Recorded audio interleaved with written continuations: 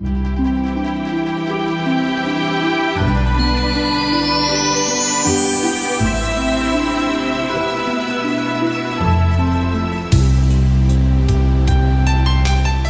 D'Amalfi is the name of a 40-kilometre-long coastal landscape in southern Italy, framed by the Tyrrhenian Sea and the Lattari Mountains, the coast of light and its lemon groves.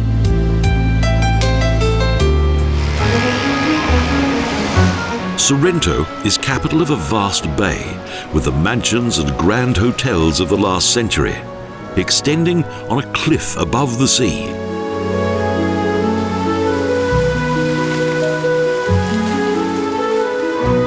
A number of Britain's wealthy have recently discovered this place for themselves, a popular location at the southern end of the Gulf of Naples.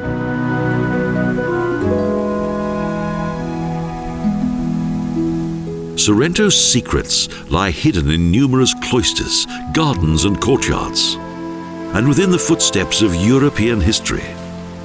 They all came here, Greeks, Romans, Normans, French and Spanish, to a place that since ancient times has been used for recreation.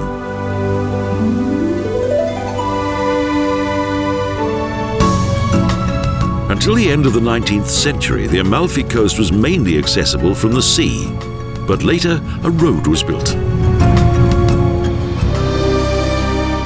Next, Positano. A Madonna surveys a tiny bay on whose steep slopes cling an array of colourful buildings.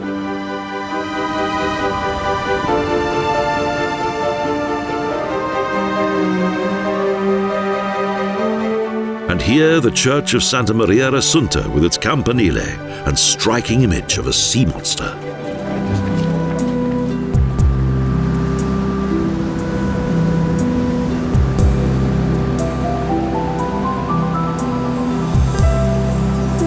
Seen from the beach, the church dome that is decorated with majolica tiles rises above the closely packed buildings.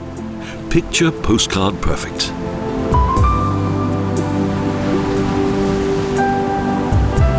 According to legend, the city was created due to an ancient Benedictine monastery that was dedicated to St. Vitus. It was here that the people from Paestum sought refuge. They came here to escape the raids of the Saracens.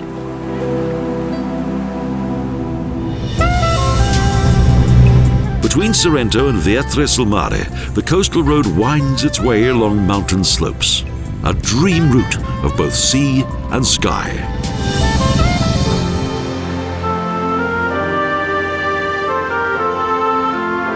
The small village of Praiano and the San Gennaro church exude much of the atmosphere of bygone times.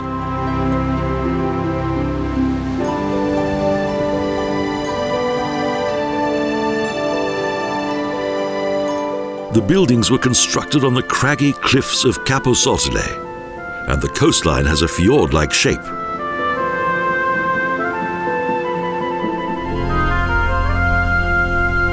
Life here is determined by a deep Catholic faith.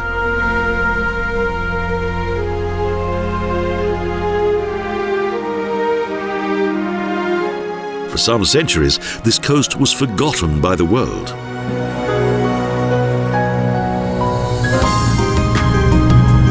At each and every turn, something new to see. This wild coastal landscape does not easily lend itself to human habitation, yet it has indeed developed here.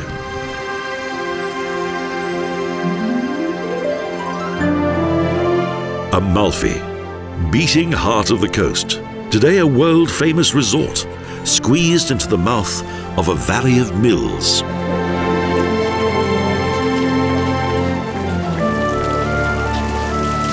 In the Middle Ages, Amalfi, along with Pisa, Genoa and Venice, was one of Italy's most powerful maritime republics, and its prosperity showed.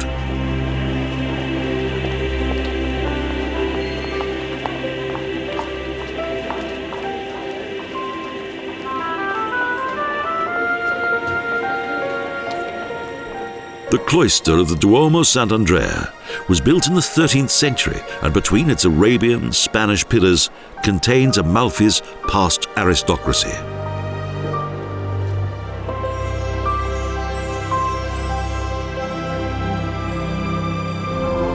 Dedicated to St. Andrew, the cathedral has a Baroque interior, lushly decorated with a gilded wooden ceiling and numerous oil paintings.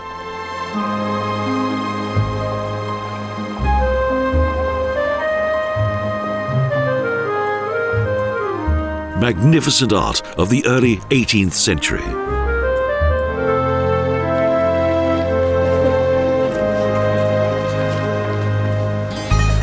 Both tidal waves and pirates ended Amalfi's golden age, until in the 19th century this forgotten coast was rediscovered.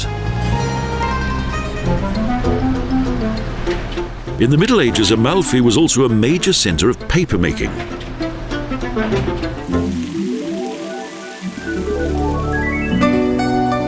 The Valle dei Mulini that leads up to the mountains was once the location of several water-powered paper mills that manufactured what was then, as it is today, this essential product.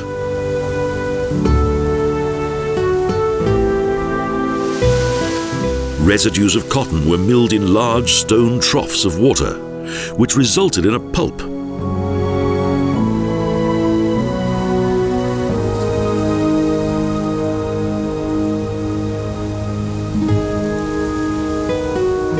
Next, the pulp was moved into a vat and filtered by way of a metal grill. Then the leaves of paper were dried and pressed.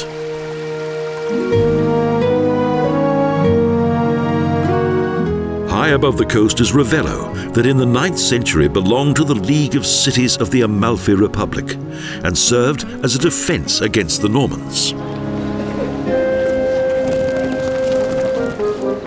It boasted 12 churches plus various convents and palaces in medieval Moorish architecture that highlighted a glorious era of luxury and wealth.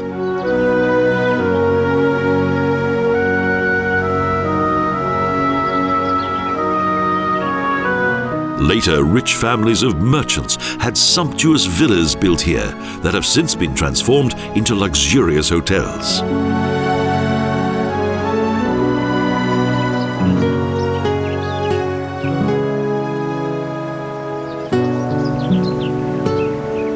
However, the merchant families gradually faded away and the mountain town became depopulated, until it was subsequently rediscovered by artists and writers in the Romantic era. One of the most beautiful streets in the world winds along 40 kilometers of the Amalfi coast and contains an abundant array of splendid scenery.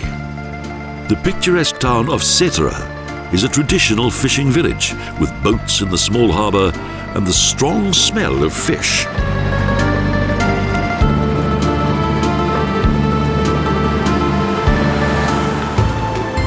Its name is derived from Setarius, the Latin word for tuna.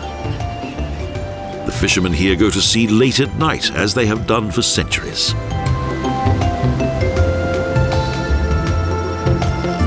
At the centre of the city is the domed church of San Pietro, nestled between the buildings and the narrow streets. The final section of the road travels to Vietri sul Mare at the southern end of the Amalfitana, a symbiosis of both wonderful sea views and striking coastline. Thankfully, for several generations, the Costa D'Amalfi has further developed into a magnificent landscape with English garden architecture, Greco-Roman elements, and Arabian-Mediterranean flair.